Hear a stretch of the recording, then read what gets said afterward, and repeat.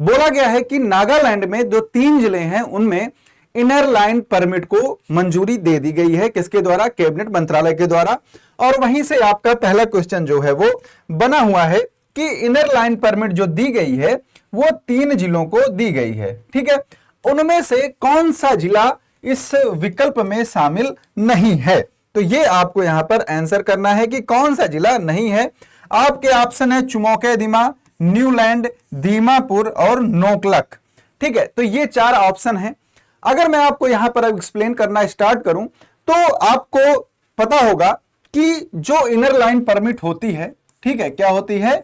Inner line permit एक तरह से ये ऐसी चीज होती है, ऐसा दस्तावेज है कि आपको अपने ही देश के अंदर एक पासपोर्ट की आवश्यकता पड़ जाती है। पासपोर्ट की आवश्यकता किस प्रकार पड़ती है?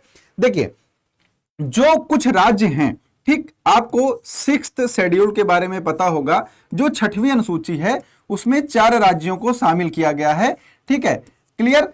अब वो राज्य कौन कौन से हैं? तो उन राज्यों में आपका आ जाता है असम, मिजोरम, त्रिपुरा और आपका मेघालय, ठीक है। कौन कौन से हैं? आपका आसाम है, ठीक है, त्रिपुरा है, ठीक है, मिजोरम है, और कौन सा है बेटा? चौथा मेघालय, ठीक। ये 4 राज्य आपके हैं, ठीक है। इनको क्या है? विशेष राज्य का दर्जा दिया गया है 6th शेड्यूल से, ठीक। बाकी जो नागालैंड है उसके लिए अनुच्छेद 371 ए का प्रयोग किया गया है और 371 ए के तहत इसको दे दिया गया है दर्जा किसका? विशेष राज्य का, ठीक है। किसका? विशेष राज्य का, ठीक। आप लोगों ने पढ़ा था पिछले टाइम, आप लोगों ने देखा भी था कि जम्मू कश्मीर से अनुच्छेद 370 हटाया गया था। तो 370 के तहत जम्मू कश्मीर को विशेष राज्य का दर्जा दिया गया था। और यहां पर अगर आप देखेंगे तो 371 से जो आपका राज्य है नागालैंड, ठीक है, किसको?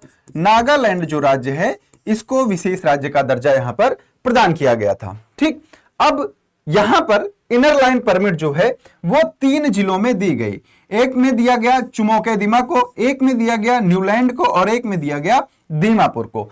अब इनर लाइन परमिट की जरूरत क्या होती है ये मैं आपको यहां पर एक बार एक्सप्लेन कर देता हूं। तो जैसे देखिए, कुछ राज्य होते हैं जहां पर कुछ जनजातियां पाई जाती हैं, ठीक है, और जो इंपॉर्टेंट जनजातियां होती हैं उनकी रक्षा और सुरक्षा की जिम्मेदारी किसकी होती है बेटा? वो होती है सेंट्रल गवर्नमेंट की, ठीक है। किसकी होती है? सेंट्रल गवर्नमेंट की जिम्मेदारी होती है कि वो जो जनजातियां हैं, जो आदिवासी समूह है, इनकी क्या करें? रक्षा करें, सुरक्षा करें, ठीक। तो नागालैंड में जो जनजातियां पाई जाती हैं उनकी सुरक्षा के लिए क्या किया जाता है? इनर लाइन परमिट को जारी किया जाता है, ठीक है। किसको? इनर लाइन परमिट को जारी किया जाता है। इसके लिए अगर आपको इन जिलों में जाना है, जैसे दीमापुर में इनर लाइन परमिट को लागू किया गया, तो अगर आपको अब दीमापुर में जाना है तो क्या करना होगा? ये इनर लाइन परमिट आपको लेनी होगी। अब जब ये इनर लाइन परमिट जो दस्तावेज है, ये पेपर जो है आपके पास होगा, तभी आप दीमापुर में एंट्री कर सकते हैं, ठीक। इसको इसलिए किया गया क्योंकि जो यहां पर जनजाति है उनकी, देखिए, हर जनजाति की अपनी अलग एक संस्कृति होती है, जो आदिवासी समूह होते हैं, ठीक है। तो अभी आगे हम नागालैंड के कुछ चीजों को यहां पर डिस्कस करेंगे तो आपको ज्यादा समझ में आएगा। तो इन जनजातियों की जो अपनी संस्कृति है, अपनी पहचान है, वो डिस्टर्ब ना हो, क्योंकि जो आदिवासी समूह होते हैं वो जो एक्सटर्नल दुनिया होती है, बाहरी दुनिया होती है, उससे बहुत ही कम कनेक्टेड होते हैं, ठीक है। अंडमान निकोबार का आपने एक सेंटलीज आइलैंड के नाम सुना होगा, तो वहां पर भी आपने देखा होगा कि जो एक जनजाति है, जो आदिवासी समूह है, वो बाहरी दुनिया से बिल्कुल मतलब नहीं रखते हैं। तो भारत सरकार ने क्या किया है, वहां पर किसी को भी जाने से बैन कर दिया है, ठीक है, वहां पर कोई नहीं जा सकता है, ठीक। तो ये चीज यहां पर बताई गई है। तो इनर लाइन परमिट भी इसीलिए जारी की जाती है। ये जो इनर लाइन परमिट है ये ब्रिटिश काल से ही चली आ रही है, ठीक है। कब से? ब्रिटिश काल से ही इनर लाइन परमिट जो है वो लगातार चली आ रही है। इसको जो शुरू किया था वो ब्रिटिश ने ही किया था, ठीक है। तो ये चीज आपको यहां पर समझ में आई होगी, ठीक। उसके बाद क्या होता है, ये चीजें यहां पर हो जाती हैं, ठीक है। आगे चलें, अगला आपका ये है कि यहां पर न्यूलैंड, दीमापुर और चुमौकेदिमा जो जिले हैं, यहां पर इनर लाइन परमिट जो है वो जारी कर दी गई। यहां पर बताया गया कि श्रेणी 1 श्रेणी 2 के निवासियों को आवश्यकता से छूट दी गई है। ठीक है, अब इसको समझ लेते हैं कि श्रेणी 1 श्रेणी 2 क्या है। तो जो दीमापुर जिला है, ठीक है, यहां पर ध्यान से देखिएगा, एक जिला है दीमापुर, ठीक है, कहां पर, यह है नागालैंड में। ठीक, अब यहां पर क्या किया गया, दीमापुर जिले में यहां पर इसको 3 श्रेणियों में लोगों को बांटा गया। ठीक है, कौन कौन सी, श्रेणी 1, उसके बाद बांटा गया श्रेणी 2 और एक तीसरी श्रेणी। ठीक है, 3 जो डिविजन्स थे वो यहां पर नागरिकों के लिए किए गए और इसके लिए फिर एक डेट डिसाइड की गई। वो डेट थी आपकी 1 दिसंबर 1963। ठीक, अब बताया गया कि श्रेणी 1 में वो लोग आएंगे जो 1 दिसंबर 1963 के पहले नागालैंड के दीमापुर जिले में निवास करते हैं। उसके बाद फिर दूसरी डेट आई 1 दिसंबर 1963 से 11 दिसंबर 1979। इसमें बताया गया कि इसमें श्रेणी 2 के वो लोग आएंगे जो 1963 से 1979 के बीच में दीमापुर में निवास करने लगे हैं। ठीक है, उसके बाद डेट आई 12 दिसंबर 1979। अब 12 दिसंबर 1979 के जो लोग आए हैं, इनको यहां पर अब इनर लाइन परमिट की जरूरत होगी। ठीक है, तो ये पूरा जो एक सिनेरियो था वो आपको आई होप समझ में आ गया होगा। अब कुछ चीजें हैं जो आपको मैं यहां पर बता देता हूं। देखिए, ये क्या है, ये आपका आसाम है। ठीक है, क्लियर, ये त्रिपुरा है। एक मिनट मैं कलर चेंज कर लेता हूं। ठीक है, ये क्या है, आसाम है, ये मेघालय है, ये त्रिपुरा स्टेट है, ये मिजोरम है, ये मणिपुर है, ये नागालैंड है और ये अरुणाचल प्रदेश है। ठीक है, इनको हम बोलते हैं बेटा 7 सिस्टर्स। ठीक है, क्या बोलते हैं, 7 सिस्टर्स बोलते हैं, या फिर इनको हम पूर्वोत्तर भारत की 7 बहनें बोलते हैं। तो यहां से ये चीज आपको याद रखनी है।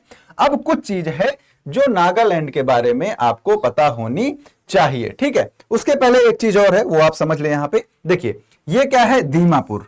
ठीक है, ये कौन सा डिस्ट्रिक्ट है, दीमापुर। ये कौन सा डिस्ट्रिक्ट है, न्यूलैंड है, और ये है चुकोमेदिमा। ठीक है, तो इन्हीं 3 डिस्ट्रिक्ट में क्या किया गया, आपका इनर लाइन परमिट जो है उसको यहां पर जारी कर दिया गया है।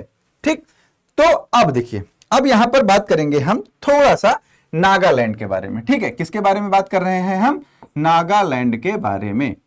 ठीक, अब इसको ध्यान से देखना, यहां से बहुत सारे क्वेश्चंस जो हैं वो आपके आते हैं। कहां पर बेटा, पेपर में। ठीक है, अब देखिए, सबसे पहले अगर आप इसकी बात करें तो राजधानी क्या है इसकी, सभी लोग बताएंगे, राजधानी है इसकी कोहिमा। ठीक है, नागालैंड की राजधानी क्या है, कोहिमा। और अगर आप उसके बाद बात करें तो जब भारत में राज्य बने थे तो ये भारत का 16वां राज्य बना था। ठीक है, कौन सा, 16वां राज्य बना था। कब बना था, 1963 में। ठीक है, कब, 1963 में भारत के 16वें राज्य के रूप में इसको मान्यता दी गई थी। ठीक, उसके बाद इसको और एक चीज बोलते हैं, इसको बोलते हैं पूर्व का स्विट्जरलैंड। क्या बोलते हैं, पूर्व का स्विट्जरलैंड बोलते हैं।